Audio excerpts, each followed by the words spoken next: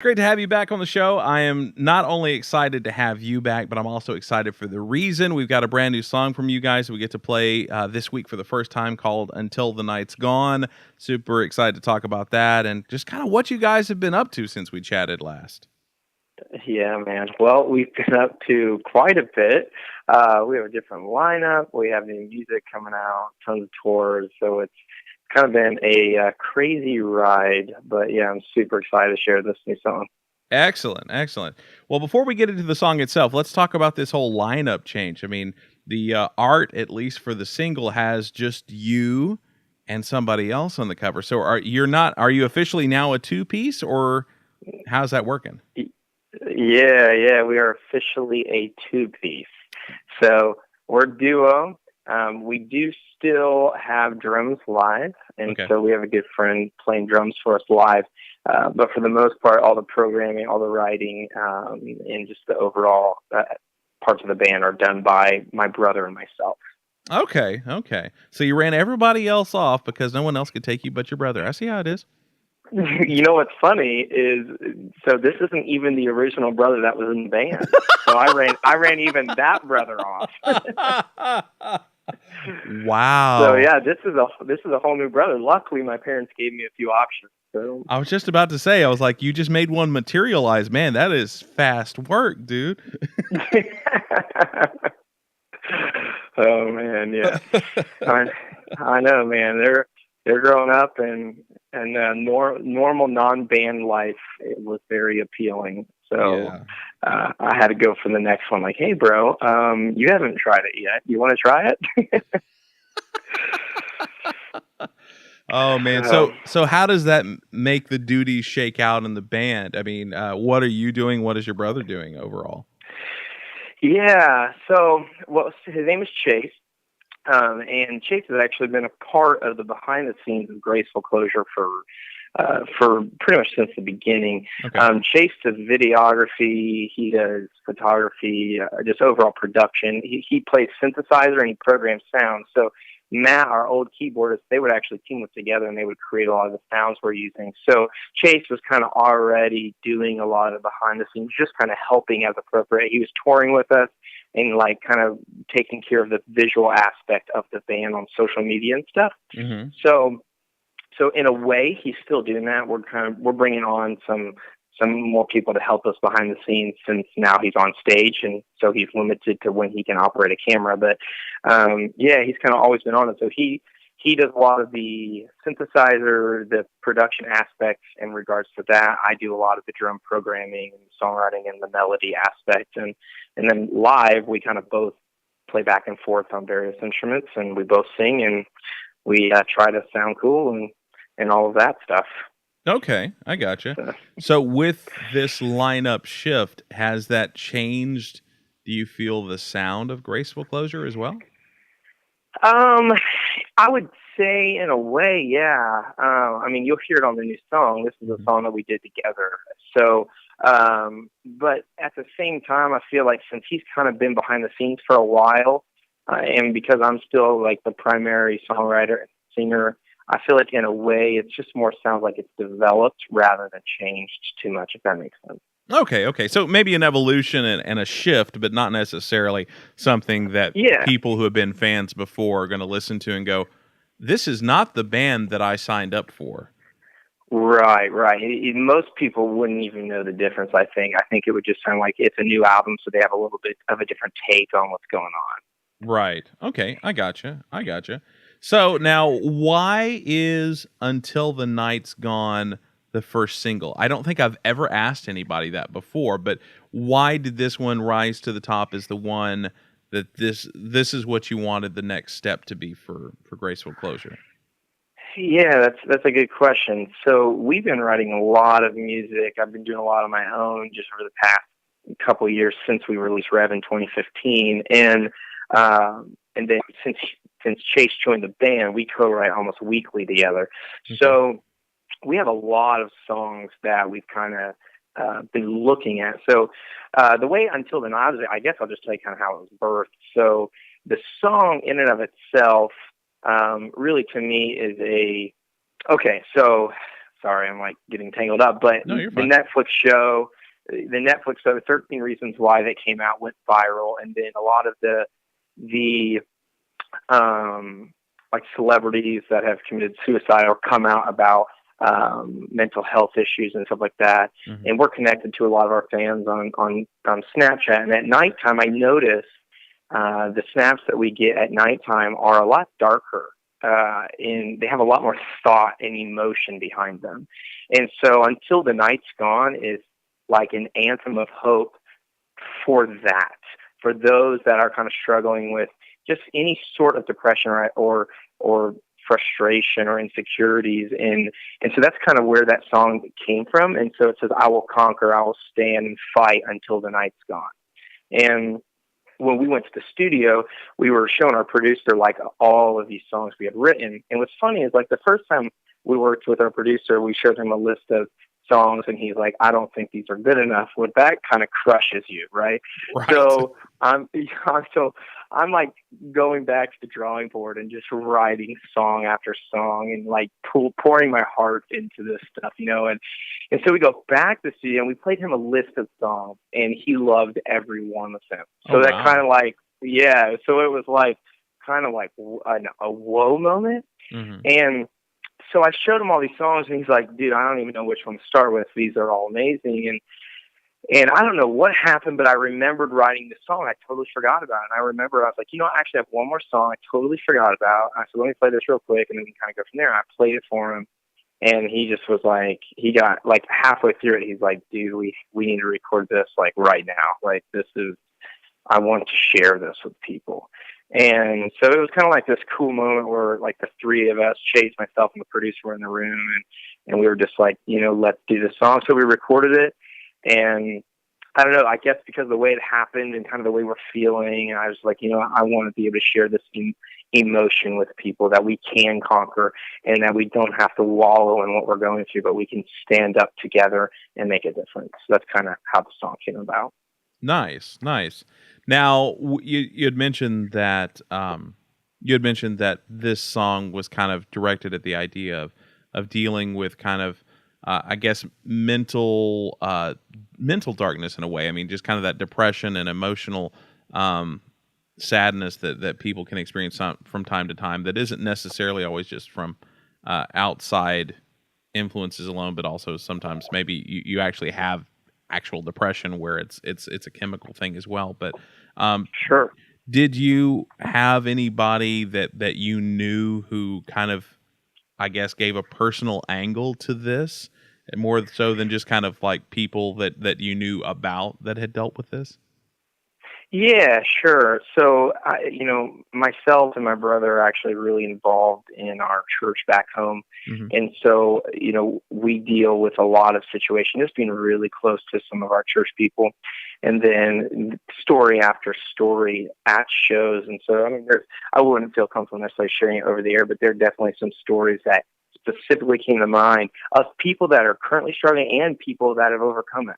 Right. And so, yeah, definitely. And I would say in our own life, I mean, the past few months have been probably one of the most difficult months for myself, just through some of the stuff that I've gone through personally. And so in a way is an anthem for me as well. Okay. Okay. I gotcha. So, with this being the single, what can people expect as far as future musical output? I mean, are we looking towards an EP or an album, or are we just going to release some singles? How's that going to work? Yeah, totally. So it will be released in single format, but it will Okay. end up being an EP. Okay. Goal is before the end of the year's out. So the whole EP will be out. And with that being said, we're not going to stop. So we're actually going to continue to record and release. And the moment we feel like we have 10 to 15 songs or whatever done that we're really proud of and really solid, we're going to release a full album. Some of those may have already been released as singles. Some of them may be on that EP. But that's kind of the direction that we're headed. Okay, I gotcha. And what was the inspiration for going in this direction? I feel like you and I had an in person discussion about this a little bit at an award show, but at the same time, I think it would be interesting for people to hear kind of what led to that decision. Yeah. So for me, I think there's a few things. One, none of us like to talk about this kind of stuff or think about this kind of stuff. At least I don't. But the industry, in a way, has headed that direction. Hmm. And so, what happens when an album comes out? You find your two or three favorite songs. At least I do, and I'll listen to that whole album like in the background. But when I'm focusing, I put on those two or three favorite songs. And with streaming becoming more and more of a thing, uh, and it really started with iTunes, I think, when people would buy a single. Hmm. But I think since streaming has become such a thing, people go in and they put their favorite in a playlist, and they're like, I'm just going to listen to these amounts of my favorite songs. And so, in a way, we've done that. But then also, from an indie band perspective, recording is so expensive. So, Yes. it costs thousands of dollars, and when you're two brothers in Columbus, Ohio, and coming up with that money and still, trying to do life can be pretty difficult too. So those are kind of a few of the reasons, I guess, on why we've done that. And I think it allows us to keep putting new stuff out quicker. Right. A full album would require us to hold off giving the listener music for probably 2 years, and this way we can gradually get it to them over time, so we can be way more interactive, which to me makes me feel like we're hiding for a couple of years and then boom, we come out with something. Now we don't have to do that anymore. Right, right. And also, I think I've heard some bands discuss this at some point, but it seems like it gives you a chance to be more in the moment. I mean, you get an idea for a Oh song, yeah, it writes sure. itself. I mean, it's one of those ones that it comes together, it's timely, and you don't want to wait, 6 months to 2 years to put it out because it loses its Yeah, I timeliness would sometimes. I would say that that's the truth of this song. Hmm. This song was inspired by a lot of current events and the Netflix show and just like some celebrities that, I think we would all be aware of. And so it was kind of like, man, I want to get this song out. It's kind of up tempo. And so it kind of works for a summer vibe. So like everything about it just kind of seemed right for now, having rather than waiting, for an album release. Absolutely. Fantastic. So you had mentioned earlier that now you guys are a two piece. It's you and a different brother than before, but still a brother. And you guys bring out a drummer. You guys pull out another living human being to bring out with you on tour. Um, We are, do. are you guys planning on doing a tour sometime soon? Yeah, man. So we've been actually planning a lot of that. So we actually already announced one date today. We'll announce another one at 6 p.m. Eastern tonight. Okay. And we will continue to make show announcements over the next few weeks. The shows will be primarily late summer, August, and kind of like early fall into actual fall. So Okay. we'll be hitting up, we'll be hitting up a lot of states. We won't be going out to the West Coast yet, unfortunately, but we'll be hitting up a lot of states on the East and in the South side of things. So, Okay. Nice. Nice. Now, how do you feel like your live show will change with the lineup change? yeah, man, it's super dope actually. So I'm like so pumped about it. My brother has like this super high strung personality, kind of like myself. So I would say energy went from like 5 to 10. So Oh, like okay. if you're ADD, like you're gonna love it because it's like having two frontmen. So it's pretty intense. So yeah, I'm super excited. Nice, nice, nice. Very cool, man. Very cool. I'm trying to think. Sure. I'm trying to think of what else I should be asking you about. It seems like there should be other things. I mean, of course, normally it ends up being like, well, tell us about the whole album. But since there's not really an album, can you give us a glimpse into kind of what you think the overall direction of maybe just specifically the next song that might be down the road, just kind of what kind of musical direction at least that might be taking? Yeah, so I guess my answer to that would be we're kind of in this weird place in life right now where we just don't care about like how to label ourselves. Right.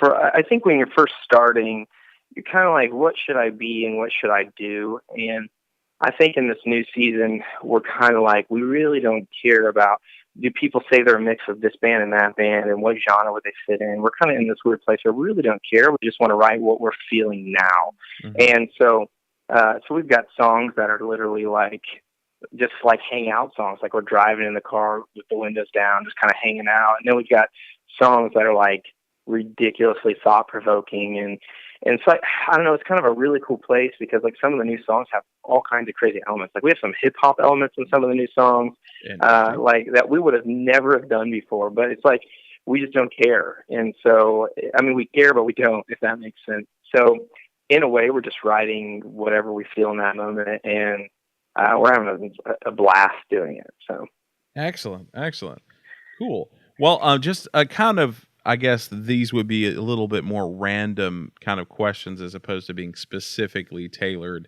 to Graceful Closure and yourself as a member. But what have you been listening to lately that has inspired you, be it old or new? yeah, man. Oh, that's a good question. So I would say stuff that always inspires me would be if you know the band Copeland. Mm-hmm. I'm like a huge fan of just like chill indie rock, which is weird because like our music for the most part is not chill, but I'm just huge into that. And I listen to a ton of worship music, which you wouldn't necessarily hear in our songs, but I'm like huge into Bethel music and elevation worship and stuff because I just think it puts your head in a really good, healthy space. Okay. And so that's kind of helped me quite a bit. I've been listening to like a lot of like electronic pop stuff and just playlisting like on Spotify, just like getting on Spotify and kind of listening to what other people are doing and other independent artists. So I don't know if I would have necessarily a name of artists that I'm quote unquote listening to, but I'm just listening to all kinds of playlists, just trying to kind of hear what other people are doing, if that makes sense. Gotcha. Yeah, it does. It does. So say Copeland called you up tomorrow and said, "Hey, we're heading out on tour. We've heard your music. We like you. We want to bring you out on tour with us, but we want you to make a recommendation for who a third band might be. Who would you pick?" Uh-oh. Oh, look at you, man. What are you doing this to me?